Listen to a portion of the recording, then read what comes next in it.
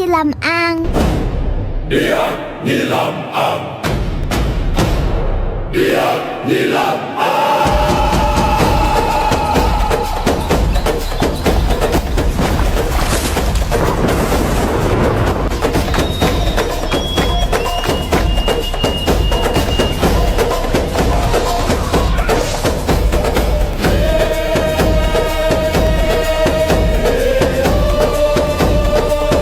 Biag ni Lamang. May isang mag-asawa na nagngangalang Juan at Namungan.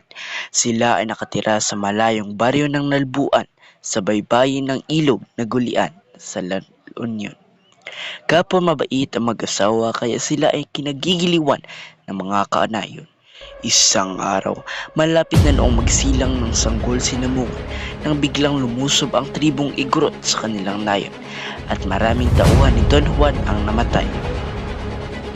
Sa tindi ng galit ni Don Juan ay nilusob niya ang mga Igorot sa layuning maipaghihiganti ang kanyang mga tauhan, ngunit hindi na siya nakabalik. Nabalita na lamang sa kanila ngayon na si Don Juan ay pinugutan ang ulo ng mga Igorot.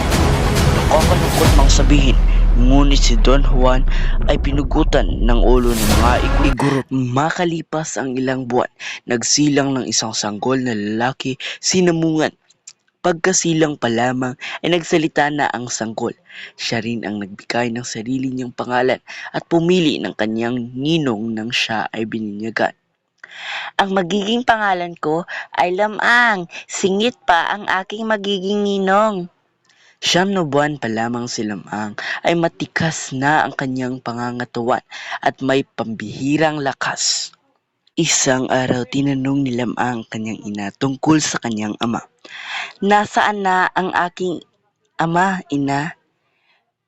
Sumugod siya sa tribong mga Igorot upang ipaghiganti ang mga namatay nating kanayon. Ngunit hindi na siya bumalik at nabalitaan na lamang naming na pignagutan siya ng ulo ng mga Igorot. Puot at galit ang naramdaman ni Lamang sa mga Igorot. Ipaghiganti ko si ama, ina.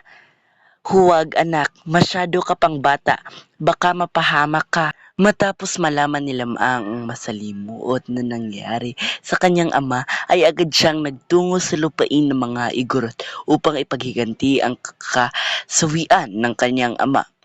9 na buwan pa lamang siya, kasama niya sa pag-alis ang kanyang 2 alagad, ang mahiwagang aso at mahiwagang tandang. Sa kalagitnaan ng kanyang paglalakbay ay nakaramdam siya ng matinding pagod kaya nagpahinga muna sila at hindi niya namalayang nakatulog na siya. Napanaginipan niya na nagsasaya at nagsasayaw ang mga Igorot sa paligid ng pugot na ulo ng kanyang ama. Nagmamadali at galit siyang nagpatuloy sa paglalakbay. Nakita niya ang ulo ng kanyang ama na nakatusok sa isang sakurang, isang haligi. Nakaramdam siya ng matinding puot at galit sa mga Igorot. Hinamon niya ang mga Igorot ng isang laban, ngunit pinagsasabihan ng siya ng mga iyon na umuwi na lamang kung ayaw niyang magaya siya sa sinapit ng kanyang ama. Ngunit siya nagpatinag, ubod ng lakas siyang sumigaw at yumanig ang kabundukan. Kayong lahat, hinamon ko kayo ng isang laban. Humanda kayo. Umuwi ka na lang bata kung ayaw mong matulad ka sa iyong ama. Ha ha ha ha ha. Narinig ng maraming Igorot ang kanyang sigaw na naghahamon kaya nagsilabasan ang mga ito at pinaulanan siya ng mga sibat, ngunit hindi siya nasugatan ng mga ito.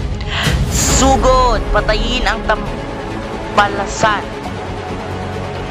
Nang maubos ang sibat ng mga Igorot ay siya naman ang sumugod at pinatay niya lahat ng Igorot. Uwi na si Lamang sa kanilang lupain nang mapadaan siya sa ilog ng Amburayan. Tinulungan siya sa pagliligo ng mga dalaga. Namatay ang mga isda at nagsiahon sa pangpang ang mga alimasag dahil sa marumi niyang katawan. Matapos niyang maligo ay binigyan niya ng tig-iisang ginto ang mga dalaga. Nabalitaan ni Lamang ang taglay na kagandahan ni Ines Kanuyan, isang mayumi at napakagandang dalaga na taga Kalanutian. Matapos makapamahinga ay gumayak na siya upang magtungo sa tahanan ng dalaga. Kasama niya ang kanyang dalawang matapat na alagad. Sa landas patungo kay na Ines ay nakasulubong niya ang higanteng si Sumarang na isang masugid na manliligaw ng dalaga. Kinut siya ni Sumarang si Lamang. Nang malaman ang pakay niya sa dalaga, nagkainitan at naglaban sila. Nasawi si Sumarang at ang kanyang bangkay ay tumilapon sa layong 6 na burol. Ang bakuran ni na Ines ay punong-puno ng manliligaw. Nainis siya sa dami ng manliligaw ni Ines. Kaya inutusan niya ang kanyang dalawang alaga na gumawa ng paraan upang mapansin siya ng magandang dilag. Tumilaok ang tandang at isang bahay sa di kalayuan ang nabuwal. Tiktilaok! Tumahol ang aso at ang nabuwal na bahay ay bumalik sa dating pagkakatayo. Aw! Aw! Nakita na magulang ni Ines ang pangyayari kaya tinawag nila si Ines upang lumabas. Ano ang pakay mo sa pagpunta rito? Nais ko pong mapangasawa si Ines. Maaari po ba? Pumayag ang mga magulang ni Ines na pakasalan ang kanilang babae kung mapapantayan niya ang yaman ng mga ito. Magalang na nagpaalam si Lamang kay Ines sa mga magulang nito at umuwi sa kanilang tahanan. Maaari pong pakasalan ang anak ko kung mapapantayan mo ang kayamanan namin. Kung iyon po ang inyong nais, ako po ay magpapaalam na at asahan po ninyo ang aking pagbalik. Nang siya'y bumalik sa tahanan ng dalaga, nakasakay siya sa isang kaskong puno ng gintong. Ang halaga ay lampas pa sa kayamanan ng magulang ng dalaga. Sila'y ikinasal at malaking pagdiriwang ang ginanap. Sa kailukuan ay may isang kaugalian na ang lalaki ay kailangang sumisid sa ilog pagkatapos ng kasal upang humuli ng raring o isda. May pangamba si Lamang na siya ay malamon ng berkahan o pating. Ipinagtapat niya ito sa asawa. May ipinagtatapat ako sa iyo, mahal. Sa aking pagsisid ay baka makain ako ng berkahan. Nagkatotoo ang pangamba ni Lamang. Ganun na lamang ang pagdadalamhati ni Ines sa pagkamatay ng kanyang asawa. Tinawag ng tandang ang isang maninisid at ipinakuha ang kalansay ni Lamang. Maaari mo bang kunin ang mga kalansay ni Lamang? Oo, maghintay na lamang kayo rito. Makalipas ng ilang minuto, naiahon ng maninisid ang kalansay ni Lamang. Sa biyas ng engkanto ng kanyang tandang at aso ay muling nabuhay si Lamang. Aw! Aw!